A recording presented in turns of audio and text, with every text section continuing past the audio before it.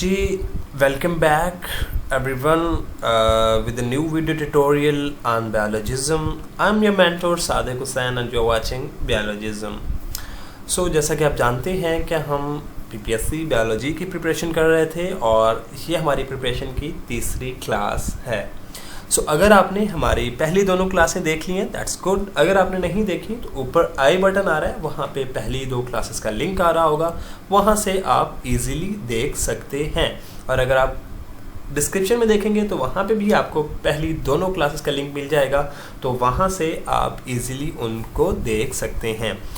आज की क्लास की तरफ बढ़ते हैं, लेकिन अगर आप लोगों ने अभी तक हमारे चैनल को सब्सक्राइब नहीं किया तो काइंडली पहले सब्सक्राइब कर लीजिए और बेल आइकन प्रेस करके ऑल पे क्लिक कर दीजिए. बढ़ते हैं जी अगली क्लास की तरफ, एमसीक्यूज की तरफ. हमारा एमसीक्यूज है जी पहला, the experiment on DNA molecule in chromosome for knowing the basis of inherited disease are conducted by. के आप लोग जानते हैं कि बहुत सारी डिजीज़ होती हैं जो कि इनहेरिटेड होती हैं. इनहेरिटेड डिजीज़ ऐसे डिजीज़ को कहा जाता है जैसे कि हीमोफीलिया है या थैलेसीमिया है, जो कि पेरेंट्स से ऑफस्प्रिंग के अंदर जो है वो प्रोसीड कर रही होती हैं. उनको जब भी कोई डीएनए मॉलिक्यूल को स्टडी करना शुरू करेगा तो वो कहलाएगा मॉलिक्यूलर बायोलॉजिस्ट. नीचे जो दूसरे टर्म में दिया गया है माइक्रोबायोलॉजिस्ट, ये वो लोग होते हैं जो कि माइक्रोब्स को स्टडी करते हैं, bacteria, fungi, viruses. Then fresh water biologist होते हैं जो कि फ्रेश वाटर एक्वेटिक लाइफ को स्टडी करते हैं. एंड देन सोशल बायोलॉजिस्ट होते हैं जो कि सोशल बायोलॉजी को स्टडी करते हैं. सोशल बायोलॉजी क्या होती है हम लेक्चर नंबर 2 के अंदर जो है वो एक्सप्लेन कर चुके हैं. आप डिस्क्रिप्शन पे क्लिक करके, डिस्क्रिप्शन के अंदर लिंक पे क्लिक करके लेक्चर नंबर 2 जो है वो देख सकते हैं. नेक्स्ट हमारे पास है जी अनबाउंड फॉइट foreign particles like bacteria.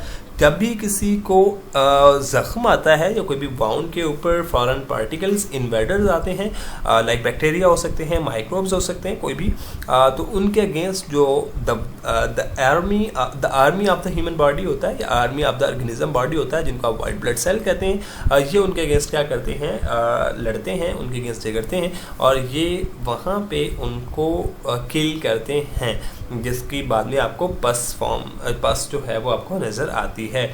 Next है जी the synthetic insulin from pork was formed with which technique. तो जैसा कि आप जानते हैं इंसुलिन एक ऐसी मेडिसिन है, आई वुड लाइक टू से मेडिसिन, बेसिकली हार्मोन होता है जो कि डायबिटीज़ मेलाइटस के लिए जो है वो मेलाइटस के लिए यूज़ किया जाता है और सिंथेटिकली इसको बायोटेक्नोलॉजी की हेल्प की वजह से ईजीली जो है वो अब लैब के अंदर बनाया जा रहा है.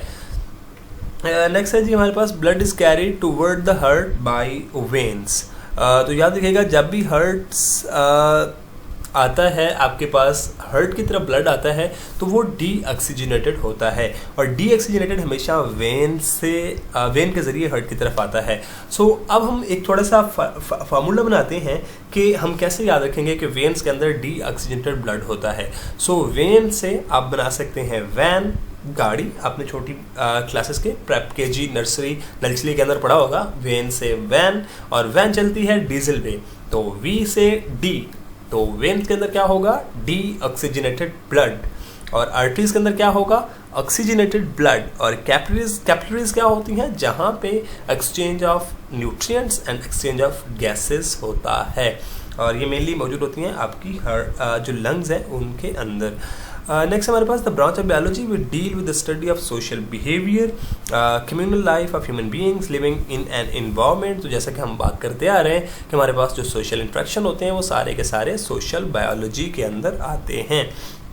नेक्स्ट हमारे पास एमसीक्यूज है, is an essential for the formation of haemoglobin.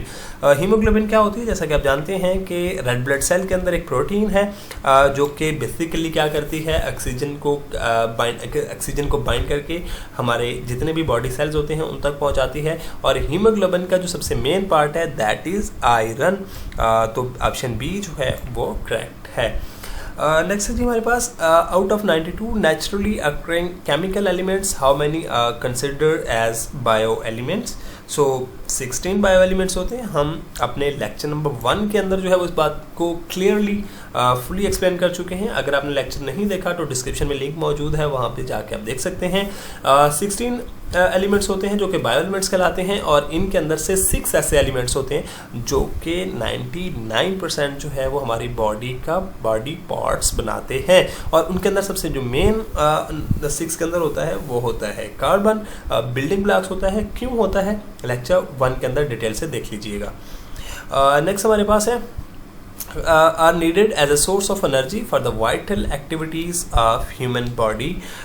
तो vital source of energy जो है मेनली आपके पास कार्बोहाइड्रेट्स होते हैं। जैसे कि आप जानते हैं carbohydrates are the basically polyhydroxy aldehyde or ketones, और मोनोसेक्राइड्स होते हैं, ओलिगोसेक्राइड्स होते हैं, या फिर पॉलीसेक्राइड्स होते हैं।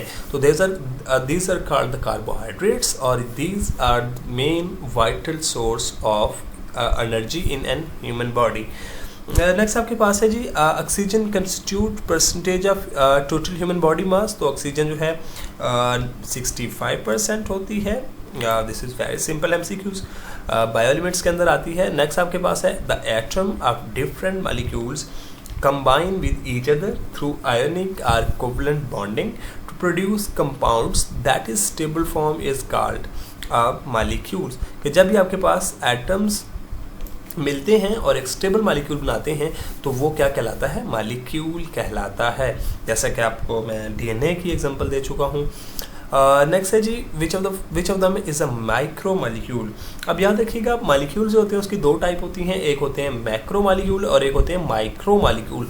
मैक्रो मॉलिक्यूल वो मॉलिक्यूल होते हैं जिनका मॉलिक्यूलर वेट जो है वो ज़्यादा होता है, जैसा कि आपके पास पॉलीसेक्राइड्स हैं, प्रोटीन्स हैं, हीमोग्लोबिन्स हैं। और माइक्रो मॉलिक्यूल्स वो मॉलिक्यूल्स होते हैं जिनका मॉलिक्यूलर वेट जो है वो कम होता है। और इसके एग्जाम्पल आपके पास यहाँ पे है ATP, adenosine triphosphate. Adenosine triphosphate क्या है जी, that is the main energy source in human body और in an organisms body. Next है जी the structure formed by the group of similar cell organized into loose sheets or bundle performing similar function is called a tissue। जैसा कि हम already पहले दोनों lecture के अंदर बात कर चुके हैं कि जब भी दो या दो से ज़्यादा सेल्स मिलते हैं, सिमिलर फंक्शन करते हैं, तो उनको हम क्या बोलते हैं, टिश्यू बोलते हैं। नेक्स्ट हमारा MCQ है haemodialysis mean the cleaning of the blood.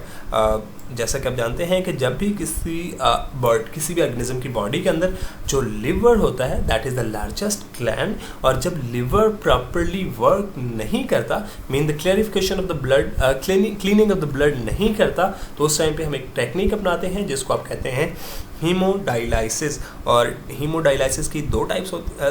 Dialysis basically एक प्रोसेस है जिसकी 2 टाइप्स होती हैं, एक होता है हीमोडायलिसिस और एक होता है पेरिटोनियल डायलिसिस। सो क्या होते हैं फर्दर किसी लेक्चर के अंदर आपको डिटेल बता दी जाएगी। नेक्स्ट हमारे पास है जी in animal coordination is achieved by the mean of. याद रखिएगा जो भी लिविंग ऑर्गेनिज्म है, चाहे वो सिंपल है, चाहे वो यूनिसेलुलर है, चाहे वो मल्टीसेलुलर है, मल्टीसेलुलर या लिविंग जो भी है, उसके अंदर हमेशा कोऑर्डिनेशन जो है वो मौजूद होती है। और कोऑर्डिनेशन कैसे होती है, कोऑर्डिनेशन होती है आपके नर्वस सिस्टम के अंदर, या उसके अंदर नर्वस सिस्टम के साथ साथ होता है एंडोक्राइन सिस्टम। एंडोक्राइन सिस्टम क्या है, आपके पास कुछ ग्लैंड्स होते हैं जो कि सिक्रीशन रिलीज करते हैं। तो ये दोनों सिस्टम क्या कहलाते हैं, nervous system and endocrine system, ये दोनों सिस्टम हेल्प करते हैं किसी भी ऑर्गेनिज्म को कोऑर्डिनेशन अचीव करने में। कोऑर्डिनेशन क्या होती है, किसी भी ह्यूमन ऑर्गेनिज्म के अंदर डिफरेंट बॉडी ऑर्गन्स का मिलकर काम करना। नेक्स्ट जी production of sweat and sebum is related with skin. याद रखिएगा जो आपका सीबम होता है या स्वेट होता है ये रिलीज होता है स्पीशियस ग्लैंड से, और स्पीशियस ग्लैंड जो होते हैं जो कि फैट के ग्लैंड होते हैं बेसिकली आपके मौजूद होते हैं स्किन के अंदर, तो वहाँ से सीबम और स्वेट जो है वो रिलीज किया जाता है। नेक्स्ट है जी group of living organism the same species living in the same place at the same time. Again question repeat हो रहा है, I have no explanation for this question, so exactly the correct answer is population। And next आपके पास है the evaporating cooling in the respiratory tract of dog is called painting. थोड़ा सा मैं clear करता चलूँ कि आप लोगों ने देखा होगा स्पेशली गर्मियों के अंदर जो डॉग्स होते हैं उनके स्पेशली जो टंग होती है उसके ऊपर बहुत ज़्यादा पसीना आ रहा होता है, जो कि वो पसीना जैसे बाहर निकल रहा होता है वो इवेपोरेट हो रहा होता है, तो उसकी वजह से उनके रेस्पिरेटरी ट्रैक के अंदर जो है वो कूलिंग हो रही होती है, and that process is named as painting. जिस आपने देखा होगा कि डॉग जो है बहुत तेज़ी के साथ जो है वो ब्रीथिंग कर रहा होता है, तो that is the reason behind that fastly moving breathing is panting. Next हमारा एमसीक्यूज है different species of plants and animals living in the same habitat is called. Again question repeat हो चुका है, I have no explanation exactly, answer is community. Next हमारे पास है जी, which of the following pathogens type cause disease that can treated with antibiotics. So ये भी already हम पहले पढ़ चुके हैं कि एंटीबायोटिक्स जो होती है वो रिलीज होती है। Penicillin was the first antibiotics जो कि अलेक्जेंडर फ्लेमिंग ने जो है वो डिस्कवर की थी। और एंटीबायोटिक्स ऐसे ऑर्गेनिज्म ऐसी मेडिसिन होती हैं जो कि बैक्टीरिया के अगेंस्ट जो है वो क्या की जाती हैं, यूज़ की जाती हैं। देन हम आगे बढ़ते हैं जी, हमारा अगला एमसीक्यूज है, last MCQs of this class especially a large regional community primarily determined by climate is called।